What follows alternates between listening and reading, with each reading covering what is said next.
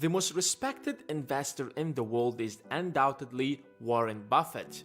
If others had to come out with inventions ahead of their time to be on the top of Forbes' list, this man has been the second richest man in the world for many years in a row by simply investing.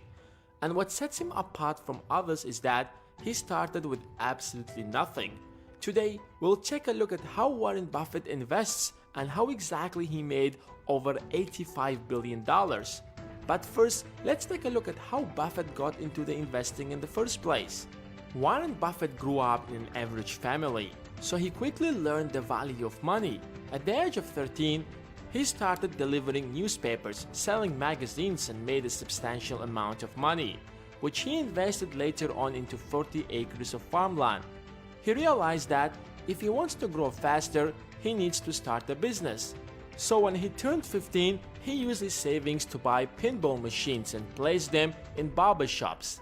Within few months, he owned 3 different machines and then sold the business for $1,200 or over $16,000 in today's money. Fortunately, he was rejected by Harvard Business School because then he applied to Columbia Business School, where he met his mentor, Benjamin Graham. Graham taught him how to win consistently in the stock market without speculations. His method was simple: find undervalued companies, stocks that are priced lower than they're actually worth. Buffett quickly realized the potential of this strategy, so he went to work with his mentor at his investment partnership where he mastered this method.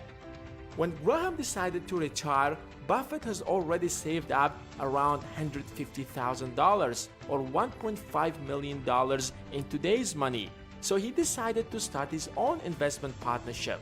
He applied the same strategy, but in general, he was mainly looking for small companies that are doing just good enough but still are undervalued, such as Dempster Mill, a windmill manufacturing company which was a struggling business at the time. It was trading at $18 per share, but Buffett realized that companies' assets worth $75 per share. So even if the company goes bankrupt, assets could be sold and he would still make a profit. So over the next couple of years, he kept acquiring Dempster's Mill shares until he became the majority shareholder. In order to make a good profit from his investment, Buffett changed the management, improved the operations, and then sold the company 3 times higher than the amount he invested. Warren Buffett made multiple similar investments where he made a substantial profit, and in less than 5 years of starting his partnership, the value of his investments grew to millions of dollars. In fact, his personal wealth finally crossed $1 million. After acquiring Berkshire Hathaway, his approach to investing changed. Instead of focusing on small struggling companies, he started buying more successful companies that are undervalued, such as the American Express. But what actually brought him up to the top of Forbes' list is the insurance business. Buffett realized that insurance companies work exactly like banks.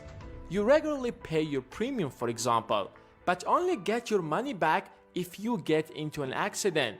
So insurance companies have a constant flow of cash, which are technically considered liabilities, exactly like the money you deposit into a bank.